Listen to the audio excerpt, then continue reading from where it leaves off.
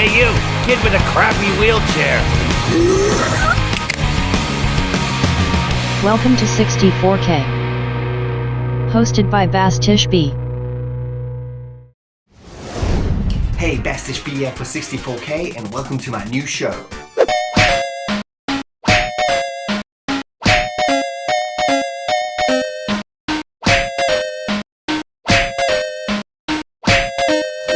Let's play a series. Okay, so Let's Play a Series is going to be about playing through all the major franchises in a game series. So we're going to go play through all of them. I'm going to give you my opinions, reviews on them. We're also going to look at all the spin-off games. We're also going to have a look at some of the spin-off stuff besides games, like movies, maybe comic books, merchandising and stuff like that. And I'm going to give you our overall opinion on the series at the end. Okay, so today's games are going to be the Double Dragon Trilogy. So let's start it off by getting into a little bit of the history of the series. So the Double Dragon series made its debut in 1987, a year filled with U2 still releasing fantastic albums, George Michael still pretending he was straight, and the Lost Boys hitting the cinema and proving that dressing like a hobo was ultra cool. Double Dragon is considered the original scrolling beat-em-up game, created by the company Technos Japan Corporation. They released all three main series Double Dragon games between 1987 and 1990. Although the third game was not programmed by them, it was distributed by Technos. This series is accepted as creating the entire scrolling beat-em-up genre that we still know and love today, as well as inspiring the entire genre which thrived in the arcades for more than a decade. The original Double Dragon was a sort of sequel to an earlier Technos game called Renegade, which was distributed by Taito outside of Japan. Technos Japan was formed in 1981 and closed their doors in 1996 as the arcade industry was winding down.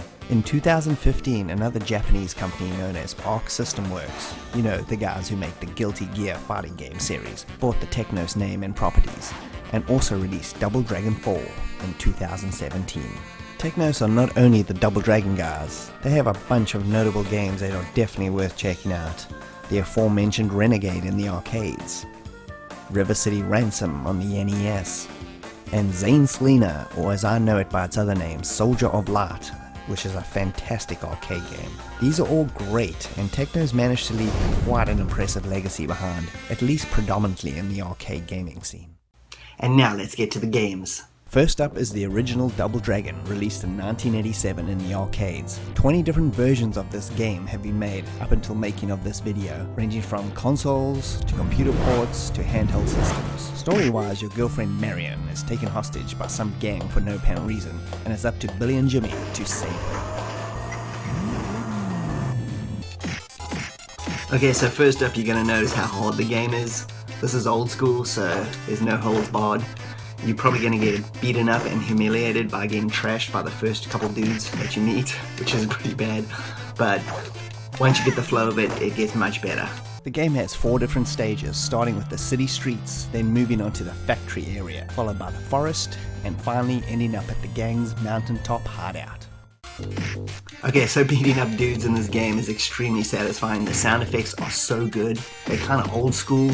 They kind of remind me of the old Jackie Chan movies from the 80s, you know, like Project A and Dragons Forever, or any Bud Spencer Terrence Hill movie for that matter. The music in this game is also very memorable. The opening theme tune is hard to forget, and the rest of the music, quality-wise, is way above the normal arcade fare. Okay, so the graphics are really colorful and vibrant. The animation is really good. If you're playing this game in the original arcade version, then you'll know that you'll notice a lot of slowdown. That is just part of the game. It's part of its charm. I mean, I used to go down to a video shop where I used to rent my movies back in the 80s, late 80s, and I always used to go and rent, like, you know, Die Hard and Rambo 3 for the 50th time. And we always used to have a game of Double Dragon before leaving. And everybody used to gather around and play this thing, and the slowdown was pretty rampant, especially when things get hectic on screen. More than 2 dudes on the screen and it's already starting to chug. We always thought it was like some sort of cool like John Woo effect, which I think it actually added to the charm of the game. But in reality, it's probably the game engine which just couldn't handle this amount of sprites on screen and it just couldn't do it. But for me, the slowdown in Double Dragon has never been a deal breaker. I think it just adds to the retro charm of it. The game's difficulty is pretty high, and getting caught in a beat-up loop by a bunch of NPCs is a common trait of the entire series. Some bosses here are real cheap, but overall nothing too annoying. They saved that for the sequels. So the final boss in this game is actually surprisingly easy compared to some of his henchmen. You know, like that green Hulk Bobo bastard that's outside of the base entrance.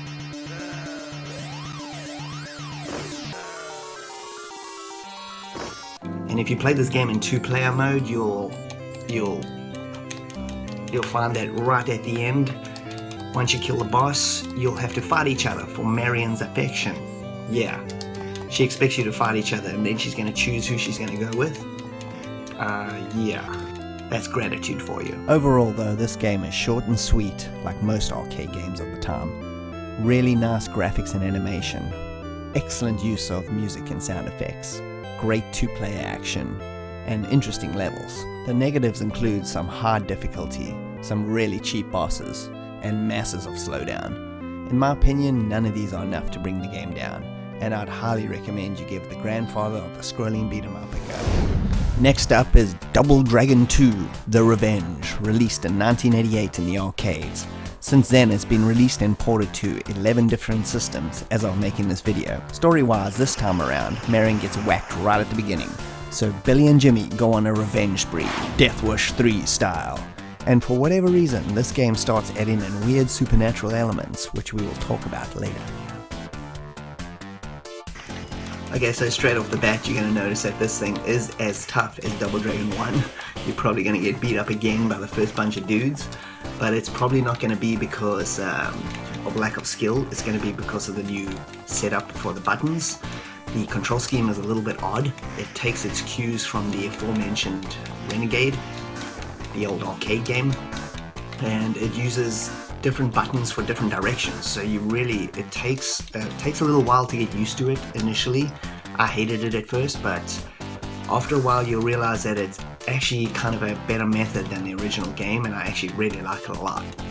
And just like the original game, it's split into 4 stages, taking you from the helicopter port, a lumber factory, an outside farm area complete with a combine harvester, and the boss's mountaintop base. What's with these bosses and their mountaintop bases anyway? It just seems very inconvenient to me for takeout purposes. So this game always felt like more like a remake to me rather than a true sequel. It's kind of like what Evil Dead 2 is to Evil Dead 1. It's just a much better movie. So this one, the graphics are a little bit more colorful, the animation's a bit improved. The game engine is still exactly the same though, because it suffers from major slowdown, but that's kind of Double Dragon really. The sound effects are exactly the same as the first game. The music is very much the same also, but it complements the action really well. The Double Dragon feel is still intact. Overall, I think it's a better soundtrack. I think the look of the stages are much better. There's a lot more stuff happening in them. They just look nicer, they're much more colorful. The look of the overall game just gives you a much better impression. Now about that weird supernatural stuff. 3 things jump to mind. Number 1, how did the boss from the first game that you killed at the end of that game kill Marion in the intro of this game? Did somebody resurrect this dude? Number 2, when the Bizarro Fat Master Blaster dudes die, their bodies disintegrate and their clothes drop to the floor. And sometimes their bodies rematerialize and they come back to life. What the hell is that about? And finally, at the end, after killing the boss, a clone ghost poltergeisty version of you pops up that you have to kill as well. What the hell, Double Dragon? Yeah. This final boss in this game is super annoying. He has this weird disappearing move that is almost impossible to like dodge. He just whacks you every time. This is definitely one of the top 5 most annoying bosses in this whole series. He's absolutely infuriating, so just be prepared to dial that 5,000 times, okay? So my overall thoughts on part 2 are, it's better than the first. It still feels like a remake, but a really good one, with slightly better graphics and animation, and much more interesting levels, and a new and improved control scheme. Playing this in 2-player is still the better option, but that goes without saying with any arcade game really. Negatives are the slowdown is still rampant. There are still some cheap bosses. But besides that, this is a really better improved version over the original. Definitely worth playing with a friend, couch co-op style.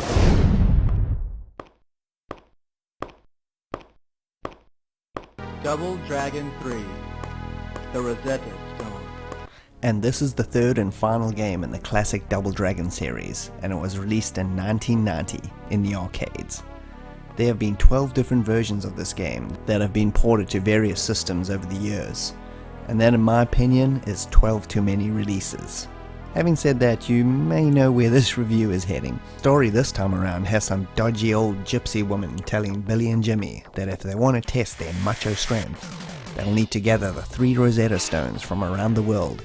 Each one, for no apparent reason, is being held by a world-renowned fighter that they must contest their strength against, before bringing all the stones together to face the ultimate fighter, who just happens to be Cleopatra?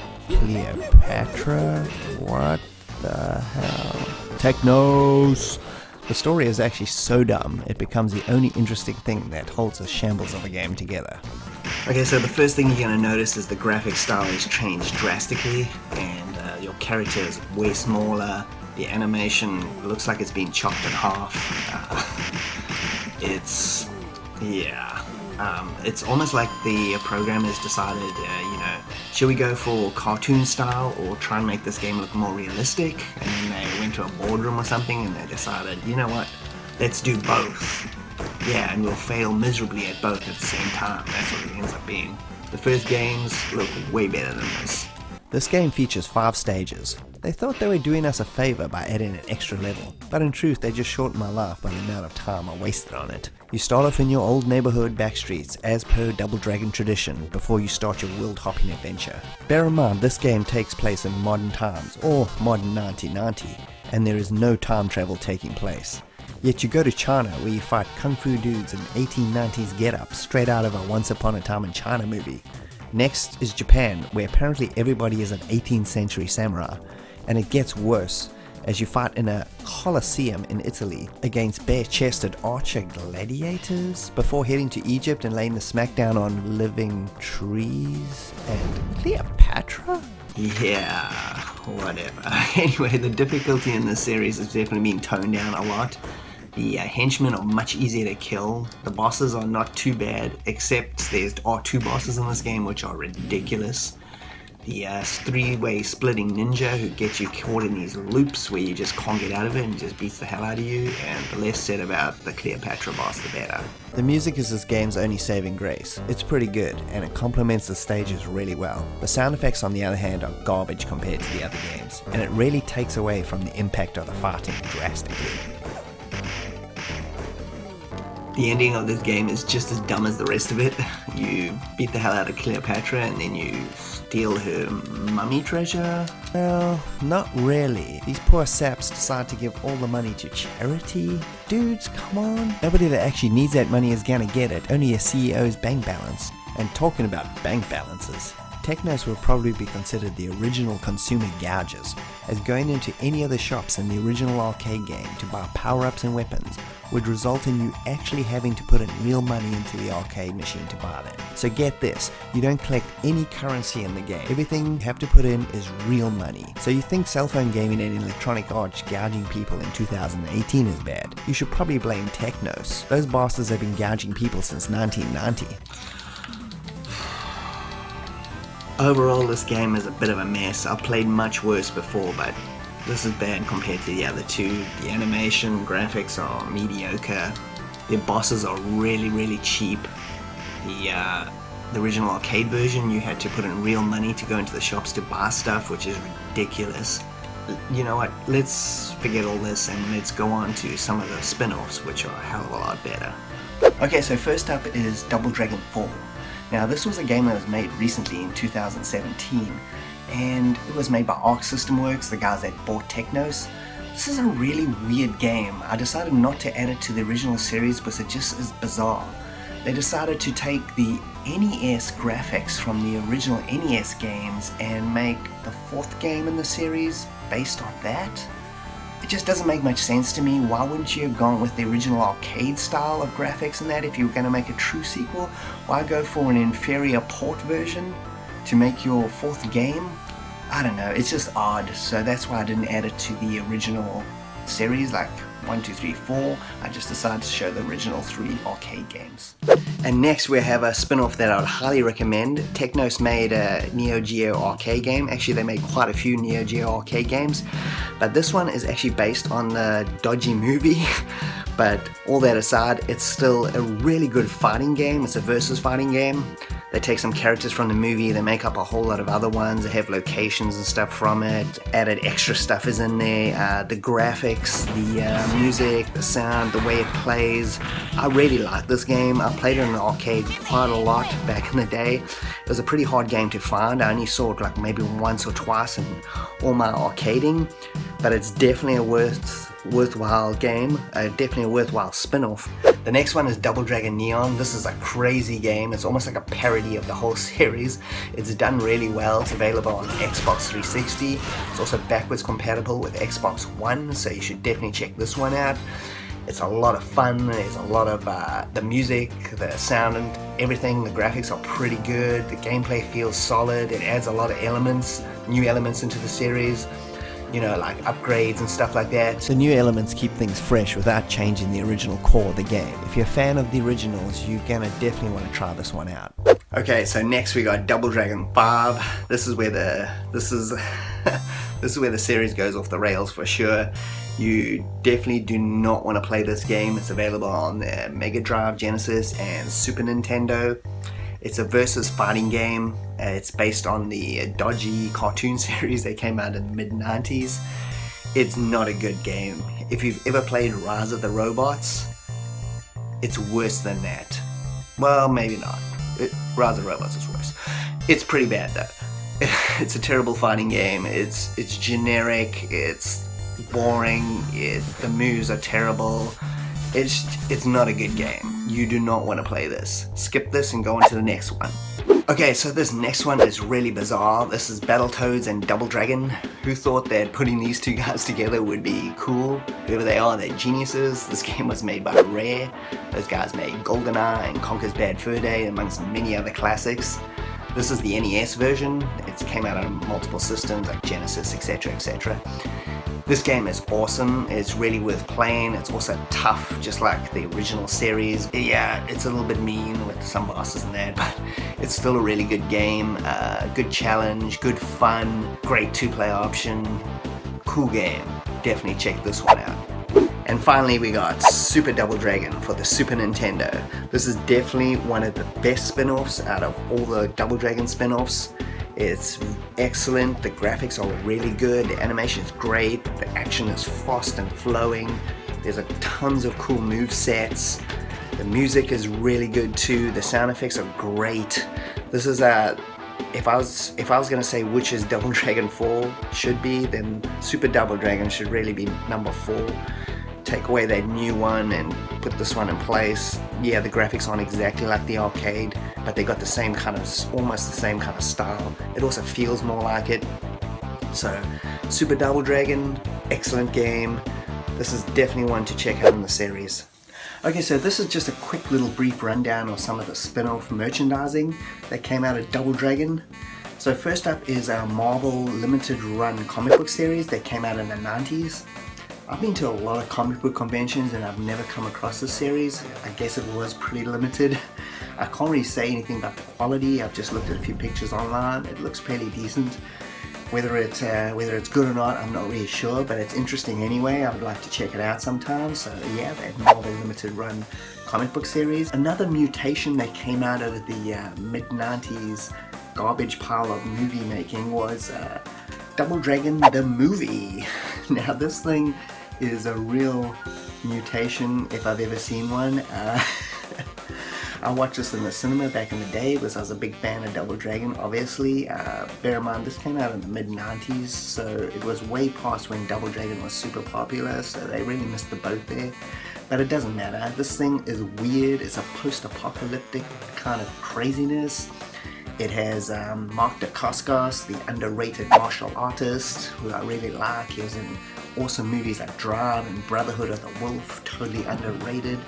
He's probably better known as being the freaking Iron Chef, but whatever. They totally underuse him in the movie. It's got a lot of other weird actors that don't really match what is supposed to be going on in this movie. You got Tony Danza's daughter, you got that dude from Party of Five, and you got the T-1000 from Terminator 2. Like, what type of casting is this? Anyway, this is one of those movies that is, I would class it as so bad it's good. I would definitely watch it on a hazy Saturday afternoon where switch off your brain and just press play and see what happens. It's bad, but it's good. And last of the notable spin-off merchandise garbage is the Double Dragon cartoon series that came out in the mid-90s. This thing is terrible. I remember it used to come on after the Toxic Crusader cartoon series, which I really liked. That was actually hilarious. This was not. A lot of people still like this thing, you know, that's up to you. I think it's terrible, but it's almost terrible in a good way. Maybe not, maybe it's just terrible. The Double Dragon 5, that horrible versus game, is based on this cartoon series, so you have this cartoon series to blame for that thing. I would not recommend this to anybody. If you're curious, check it out. If you're a big fan of Double Dragon, it barely has anything to do with it besides having some of the main characters. Everything else is just it's just a crazy whatevers. But if you're going to look at something crazy from the spin-off merchandise of Double Dragon, rather just watch the dodgy movie. At least you're going to get a good laugh out of it. There's also a bunch of handheld versions of these games on the Sega Game Gear and Game Boy. They're all actually all different, so they technically are like almost different games. I don't want to touch on those. I don't want to make this video too convoluted, but if you like Double Dragon a lot, you should check those out also. If you're wondering how to play the original arcade versions of these games, probably the best bet to go is download the Double Dragon Trilogy from Steam or GOG. They got them up there. It's really good. It's well polished. Definitely worth playing through on those versions. They are pretty much exactly arcade ports. I played all three of these games for the review on the Super Retrocade. I had to add Double Dragon 2 into there with my SD card because it has only 1 and 3 for whatever reason. But I played the original main versions. That's what these reviews were based on, so that's about as arcadey as you can possibly get. So overall, what I think of the Double Dragon series, I'd say definitely worth checking out. Not just for nostalgia value, but they're a really fun two-player action. They are the original scrolling beat-em-ups after all. It's not just for a history's sake to check these out, they're all really fun to play. Get a friend over, play some good old couch co-op, it's awesome. Skip the third one, you don't need to look at that. Spin-off games, most of them are pretty good. Definitely some gems in there. There's the odd one that's mediocre, but that's to be expected. There has been quite a few games in the series.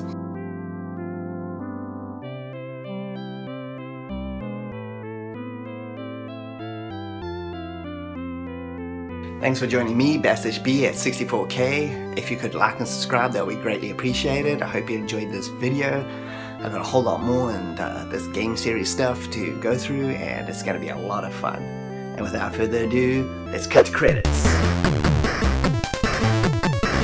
They're evading my recording.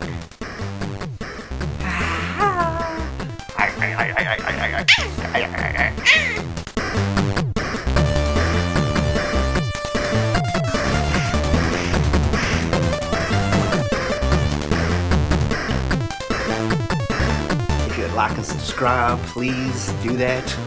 My tripod's falling down.